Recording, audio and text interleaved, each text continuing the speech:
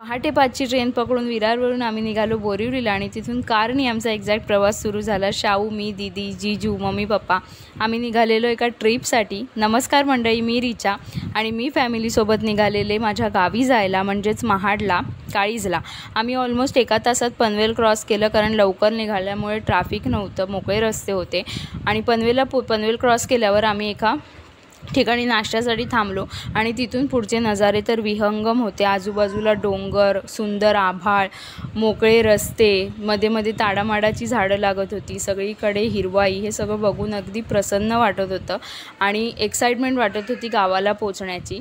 आम्ही गावाला कशासाठी चाललोय, कारण काय आहे आणि तिथे काय काय घडणार आहे, हे सगळं मी तुम्हाला व्लॉग्समध्ये दाखवण्याचा प्रयत्न करेन। आणि आम्ही महाडला पोहोचलो आणि अर्थातच महाराजांचं दर्शन झालं। तिथे घरचं काही सामान घेऊन आम्ही पुढे जेवून घरी निघालो। तर आपले व्हिडिओज येत आहेत, नक्की बघत राहा। Stay tune, bye bye.